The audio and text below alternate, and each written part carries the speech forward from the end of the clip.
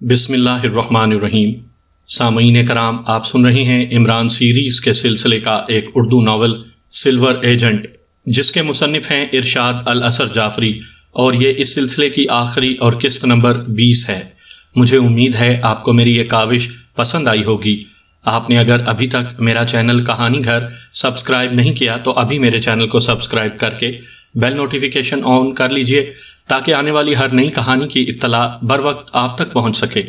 آپ کی اطلاع کے لیے عرض کرتا چلوں کہ اس کہانی کی تمام اقساط بالترتیب سننے کے لیے ڈسکرپشن میں مکمل پلے لسٹ کا لنک موجود ہے۔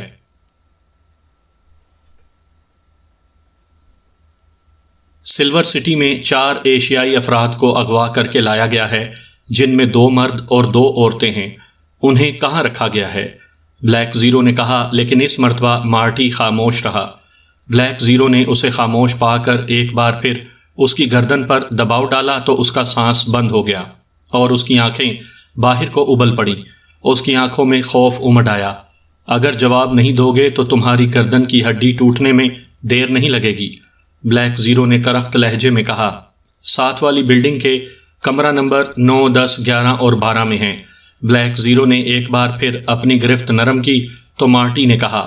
جیسے ہی اس کی بات مکمل ہوئی، بلیک زیرو نے اس کی گردن کو جھٹکا دیا اور اس کی گردن کی ہڈی ٹوٹ گئی اور اس کے حلق سے چیخ بلند ہوئی تو بلیک زیرو نے اسے چھوڑ دیا۔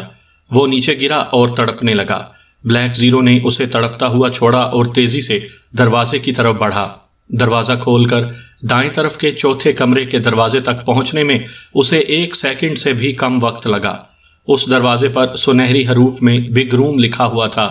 بلیک زیرو نے دروازے پر دباؤ ڈالا تو وہ کھل گیا۔ بلیک زیرو اندر داخل ہو گیا۔ یہ ایک بہت بڑا کمرہ تھا، جس میں بہت سی مشینیں اور میزوں پر کئی کمپیوٹرز رکھے ہوئے تھے۔ اس کمرے میں صرف ایک آدمی موجود تھا، جو ایک کمپیوٹر کے سامنے بیٹھا ہوا تھا۔ کمپیوٹر کی سکرین پر ایک فٹ پاتھ کا منظر روشن تھا۔ منظر میں 8 افراد فٹ پاتھ پر گرے ہوئے دکھائی دے رہے تھے اور ان کے گرد نیلا دھواں پھیلا ہوا تھا۔ کمرے میں موجود آدمی سکرین پر منظر دیکھنے میں اس قدر محو تھا کہ اسے بلیک زیرو کی آمد کا بھی پتہ نہ چلا۔ جب بلیک زیرو اس کے سر پر پہنچ گیا تو اسے خطرے کا احساس ہوا اور اس نے اٹھنا چاہا، لیکن بلیک زیرو نے اسے اٹھنے نہ دیا۔ اس نے اس آدمی کی بھی گردن پکڑی اور دبانے لگا۔ 1 سیکنڈ میں ہی اس آدمی کی آنکھیں ابلنے لگیں اور اس کی آنکھوں میں حیرت اور خوف کے ملے جلے تاثرات ابھر آئے۔ کیا نام ہے تمہارا؟ بلیک زیرو نے اس آدمی سے بھی سرد لہجے میں کہا اور گرفت کچھ نرم کی۔ برٹ، اس نے بامشکل بولتے ہوئے اپنا نام بتایا۔ بلیک زیرو نے کمپیوٹر سکرین کی طرف دیکھا۔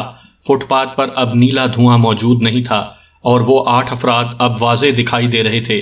وہ عمران، کرنل، فریدی، جولیا، روزا، سنگھی، فنچ، تھیریسیا اور نانوتا تھے۔ یہ سب بے ہوش کیوں پڑے ہوئے ہیں؟ بلیک زیرو نے کمپیوٹر سکرین کی طرف دیکھتے ہوئے کہا۔ ان میں سے 4 افراد زیرو لینڈ کے بڑے ایجنٹ ہیں، جبکہ باقی 4 کو اغوا کر کے یہاں لایا گیا ہے۔ ان کے درمیان لڑائی شروع ہو گئی تھی۔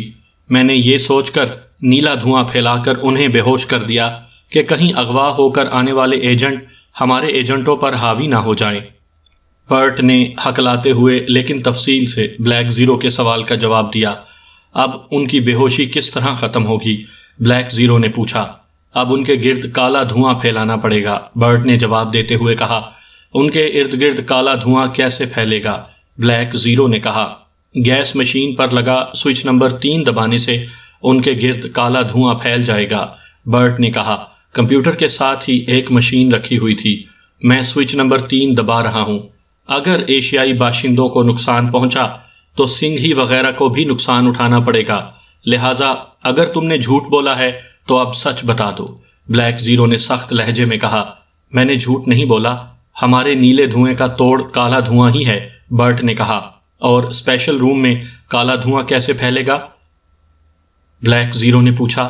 سوئچ نمبر 7 دبانے سے اسپیشل روم میں کالا دھواں پھیل جائے گا، برٹ نے کہا۔ اوکے، میں سوئچ دبا رہا ہوں، بلیک زیرو نے کہا۔ پھر اس نے برٹ کی گردن ایک ہاتھ سے ہی پکڑی، دوسرا ہاتھ اس کی گردن سے ہٹا کر اس نے سوئچ نمبر 3 اور 7 دبا دیے۔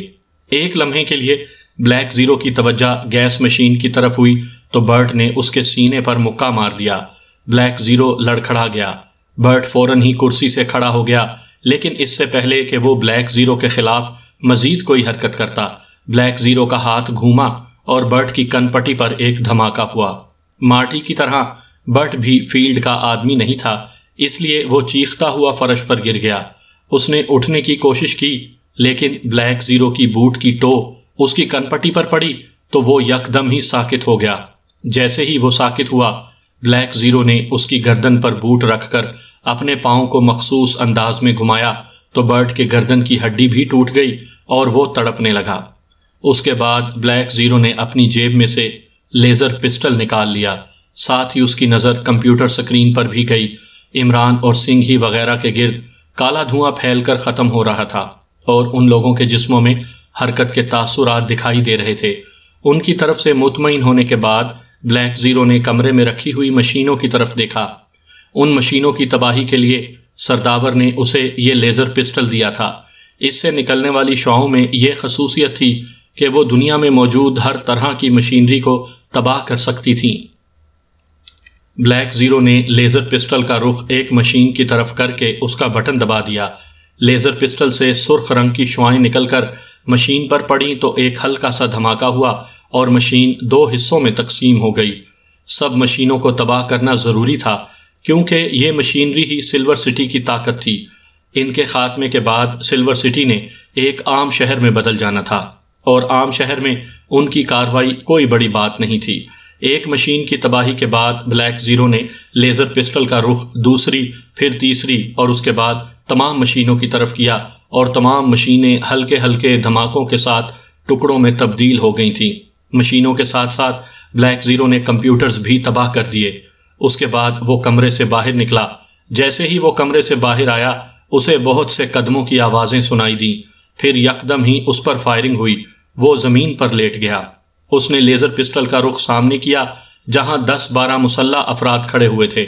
اس نے لیزر پسٹل کا بٹن دبایا اور اپنے ہاتھ کو حرکت بھی دی۔ وہ تمام افراد شعاؤں کی زد میں آئے اور ان کی چیخیں بلند ہوئیں۔ ان سب کے جسم یکدم ہی پگھل گئے تھے۔ ان کا خاتمہ کرنے کے بعد بلیک زیرو اچھل کر کھڑا ہوا اور اسپیشل روم کی طرف بڑھا۔ اسپیشل روم کے دروازے تک پہنچنے میں اسے 1 سیکنڈ بھی نہ لگا۔ اس نے دروازے پر دباؤ ڈالا، لیکن دروازہ نہ کھلا تو اس نے لاک پر شعاع فائر کی۔ لاک پگھل گیا۔ اب جو بلیک زیرو نے دروازے پر دباؤ ڈالا تو وہ کھل گیا۔ وہ یکدم ہی کمرے میں داخل ہو گیا۔ کمرے میں اس کے اور کرنل فریدی کے تمام ساتھی موجود تھے اور وہ ہوش میں آ چکے تھے۔ باہر کچھ آدمی ہلاک ہو گئے ہیں، ان کے ہتھیار فرش پر پڑے ہوئے ہیں۔ وہ ہتھیار اٹھا لو اور جو بھی نظر آئے اسے اڑا دو۔ عمران صاحب اور کرنل صاحب اسی شہر کے کسی فٹ پاتھ پر موجود ہیں، وہ بھی جلد آپ لوگوں سے آن ملیں گے۔ اس سے پہلے کہ ان میں سے کوئی حرکت کرتا یا سوال کرتا، بلیک زیرو نے ان سے کہا۔ اس نے لہجہ اپنا اجنبی رکھا تھا۔ لیکن آپ کون ہیں؟ روشی نے حیرت بھرے لہجے میں کہا۔ اس نے جان بوجھ کر حیرت کا اظہار کیا تھا۔ گو کہ بلیک زیرو میک اپ میں تھا، لیکن وہ فوراً ہی پہچان گئی تھی۔ جوزف کے ساتھ ساتھ اسے بھی معلوم تھا کہ بلیک زیرو بھی ان کے ساتھ ساتھ سفر کر رہا ہے۔ میں تم سب کا ہی دوست ہوں، لیکن یہ وقت باتوں کا نہیں، بلیک زیرو نے تیز لہجے میں کہا، اور اس کے بعد وہ کمرے سے باہر نکل آیا۔ باہر 10-12 لاشیں پڑی ہوئی تھیں جو آدھی سے زیادہ پگھل گئی تھی۔ بلیک زیرو نے نیچے گری ہوئی ایک مشین گن بھی اٹھا لی۔ یہ مشین گن جدید اور زیادہ مہلک تھی۔ اس کے میگزین میں جو گولیاں ڈلتی تھیں وہ سائز میں بہت چھوٹی لیکن انتہائی مہلک تھیں۔ ایک میگزین میں 1000 سے زیادہ گولیاں سماتی تھیں۔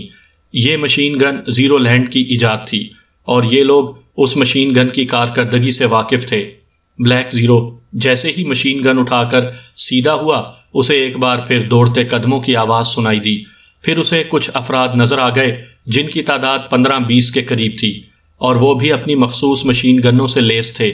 بلیک زیرو پر نظر پڑتے ہی انہوں نے اس پر فائرنگ کر دی، لیکن بلیک زیرو عقاب کی طرح فضا میں بلند ہوا اور تمام گولیاں اس کے نیچے سے گزر گئیں۔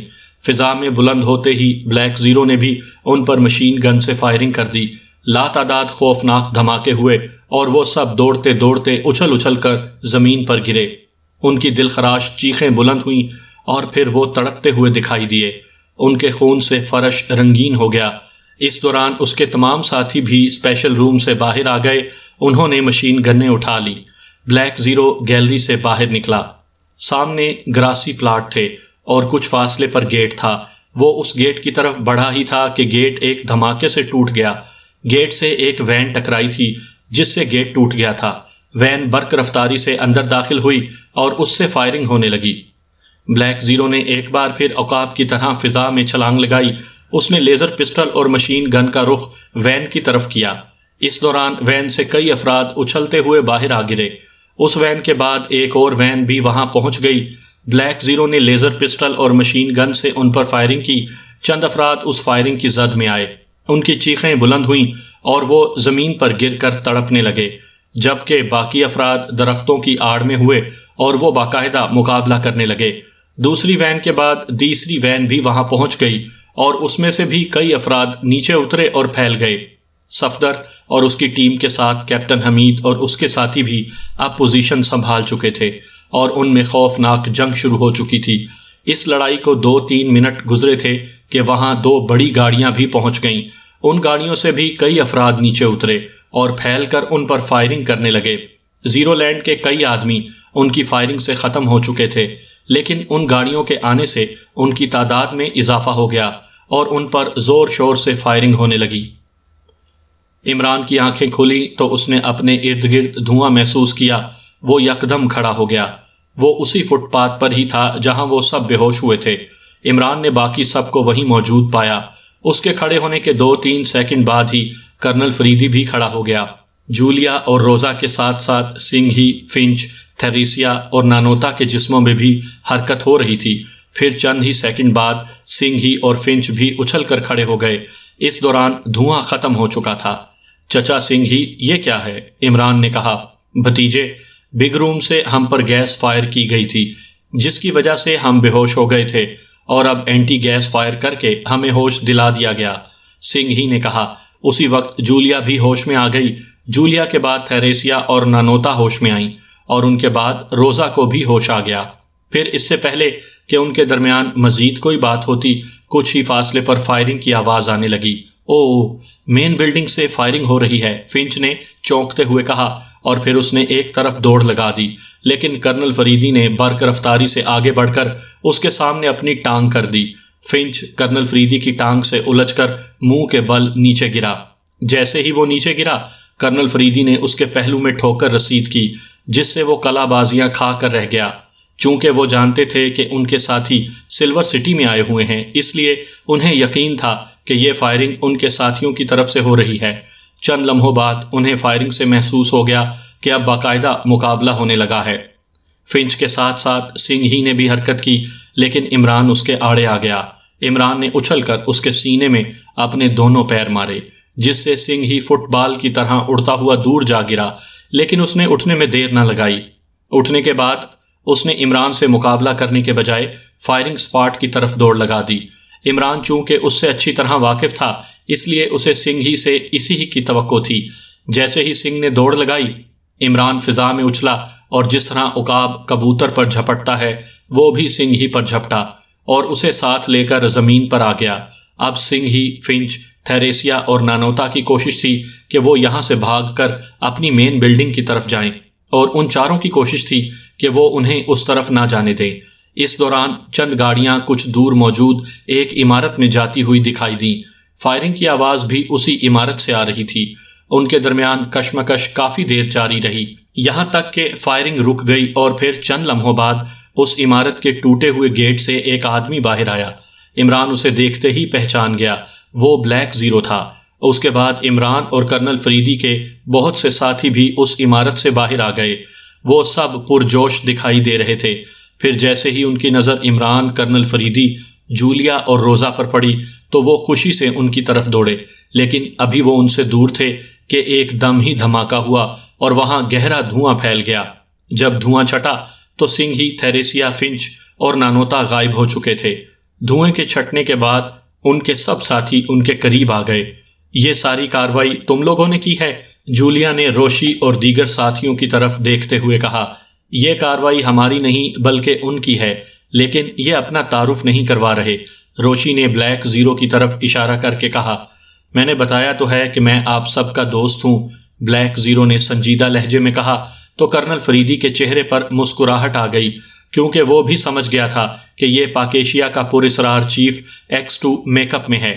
اتنے بڑے شہر میں یہ چند افراد تھے جنہیں آپ ختم کر آئے ہیں، کرنل فریدی نے بلیک زیرو سے کہا۔ میرے خیال میں تو اتنے ہی تھے، ہم پر 100 سے زیادہ افراد نے حملہ کیا تھا، وہ سب مارے جا چکے ہیں، بلیک زیرو نے بادستور سنجیدہ لہجے میں کہا۔ اور زیرو لینڈ کے اصل مہرے یعنی سنگھی، تھریسیا، فنچ اور نانوتا حسب معمول فرار ہونے میں کامیاب ہو گئے، تنویر نے سرد لہجے میں کہا۔ ان کے فرار کا طریقہ بہت ہی پراسرار ہے، دھوئیں میں نہ جانے وہ کیسے غائب ہو جاتے ہیں، جولیا نے کہا۔ آپ لوگ جلدی سے چلیں، میں نے یہاں طاقتور بم فٹ کر دیے ہیں جو اب 15 سے 20 منٹ میں بلاسٹ ہو جائیں گے اور یہ پورا سلور سٹی تباہ ہو جائے گا، بلیک زیرو نے کہا۔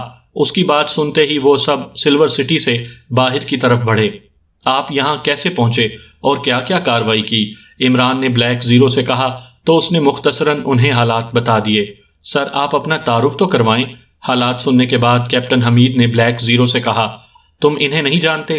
کرنل فریدی نے کہا، نہیں، کیا آپ انہیں جانتے ہیں؟ کیپٹن حمید نے کہا، ہاں میں انہیں جانتا ہوں۔ کرنل فریدی نے اثبات کے انداز میں سر ہلاتے ہوئے کہا، پھر آپ ہی ان کا تعارف کروا دیں۔ کیپٹن حمید نے کہا، اس مشن میں ان کی کارکردگی کو دیکھتے ہوئے میں کہہ سکتا ہوں کہ یہ سلور ایجنٹ ہیں۔ کرنل فریدی نے ایک بار پھر مسکراتے ہوئے کہا، ایشیا کے عظیم ایجنٹ ہی نہیں بلکہ عظیم انسان، جس ایجنٹ کو سلور ایجنٹ کا خطاب دے دیں، سوچو کہ وہ کتنا بڑا ایجنٹ ہوگا۔ عمران نے توصیفی نظروں سے بلیک زیرو کو دیکھتے ہوئے کہا۔ باتیں کرتے ہوئے وہ سلور سٹی سے تقریباً 4 کلومیٹر دور آئے تھے کہ انہیں اپنے پیچھے خوفناک دھماکوں کی آوازیں سنائی دیں۔ انہوں نے پیچھے مڑ کر دیکھا، دھوئیں اور آگ کا ایک طوفان تھا جو آسمان کی طرف بلند ہو رہا تھا۔ دھماکے تھے کہ مسلسل ہو رہے تھے۔ زیرو لینڈ کا مستقبل کا دارالحکومت تو تباہ ہو گیا۔ روزا نے مسکراتے ہوئے کہا، ہاں چلے تھے شہر آباد کرنے۔ جولیا نے طنزیہ لہجے میں کہا، میری بھی خواہش ہے کہ میں مستقبل میں شہر آباد کروں۔ عمران نے سنجیدہ لہجے میں کہا، کیسے؟ تنویر نے کہا، ہمارے درجنوں بچے ہوں گے اور ہر بچے کے درجنوں بچے، اتنے بچے ہو جائیں گے کہ ہمیں اپنا ہی شہر آباد کرنا پڑے گا۔ کیوں جولیا، میں ٹھیک کہہ رہا ہوں نا؟ عمران نے جولیا کی طرف دیکھتے ہوئے کہا تو روشی کی موجودگی کی وجہ سے اس نے غصہ دکھانے کے بجائے شرما کر سر جھکا لیا۔ جولیا کی اس ادا پر سب ہی مسکرا دیے، البتہ تنویر کا منہ بن گیا۔